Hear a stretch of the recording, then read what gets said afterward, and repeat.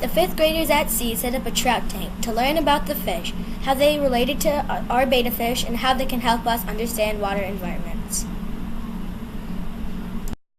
We picked trout because we wanted to study, learn, and watch them grow up. We learned how and what to do to keep the trout healthy and alive. Before the trout came, we learned about their body parts and what type of water they needed. We also learned the importance of pH, ammonia, nitrates, and temperature, and how it all plays into healthy habitat. Trout start as eggs. The eggs like to be in gravelly area. The next stage is the alvin. They sometimes get trapped in rocks, they can't swim, and their egg sacs keeps them from floating away. They feed from their egg sacs. The next stage is a fry. They are vulnerable. At this point, they lose their yolk sac.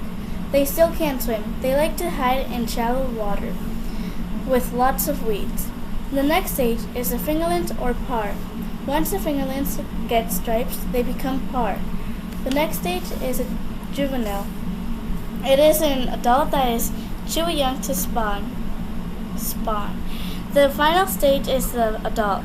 They eat other baby trout. They lay their eggs and fall. All kinds of trout, not just rainbow trout, have specific needs to survive and thrive in their ecosystem. Our trout need an incredible amount of oxygen to survive. They need really cold water and dark spaces, which we imitated with a water chiller to cool the water and a styrofoam covering to imitate the dark. We also placed the aquarium in a corner of the room without much light. Rainbow trout like cold water. Rainbow trout are predators and will eat almost anything that they can catch, including insects and small fish. The scientific name for rainbow trout is Oncorhynchus micus. Most adult rainbow trout weigh around 27 pounds. Trout begin spawning at the age 3 to 4. Rainbow trout have lived in every continent except Antarctica.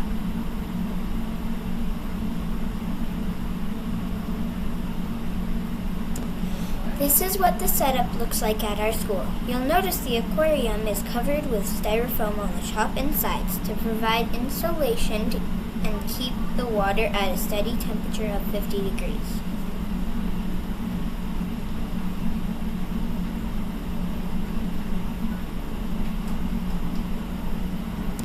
We frequently test the water in the aquarium to make sure it meets standards for chemical analysis.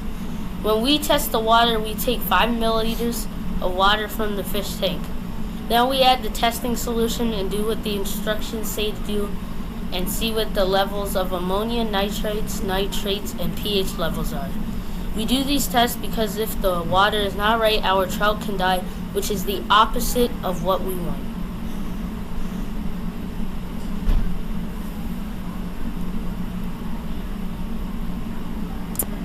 The trout tank needs covering because in the wild, a trout's habitat is dark and cold.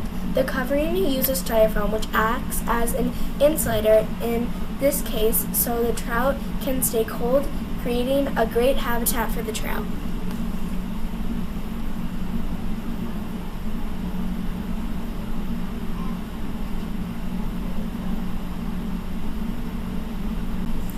Trout in the Classroom helps us 5th graders learn about how to keep our trout alive and teach us how trout live their lives.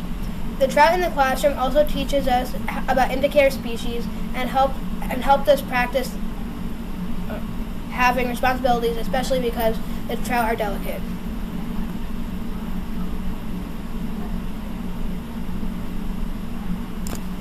Why trout? Trout are indicator species and eat clean water microbes.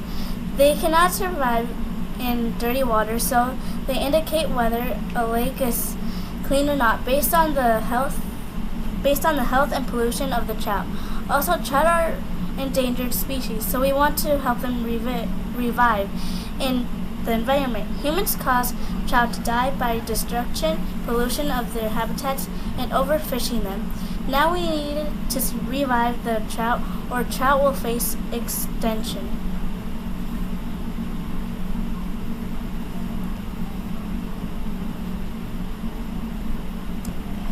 We chose to study aquaponics for our inquiry project.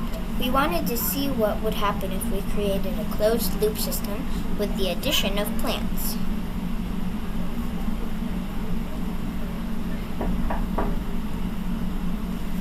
For the aquaponics study, we use betta fish.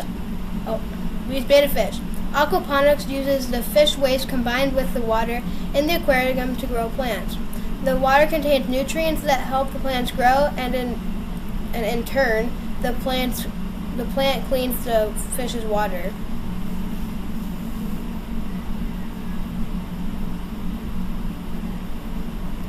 Our betta fish aquaponic tank is generally doing better than the trout tank with water quality.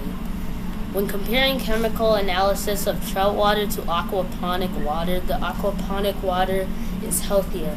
The reason this happens is because in the aquaponic tank, we have plants with roots in the water. These roots filter the water, which improves the water quality for the betta.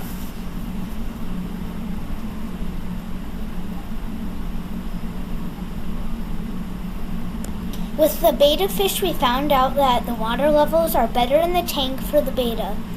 That might be because we only have one betta fish and we have 150 rainbow trout. In the betta fish tank, there are plants, and the plants can clean the water. We learned that the ammonia from the tank helps the plants grow and clean the water. Then the water goes back in the tank, and the water in the tank is clean.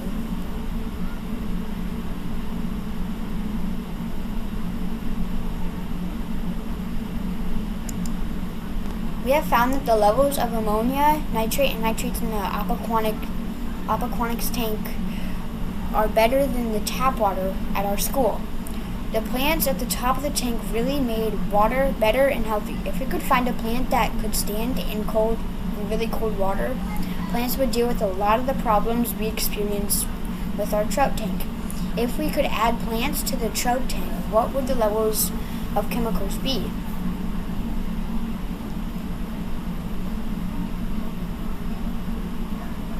The fifth graders learned how to take care of the trout by doing things.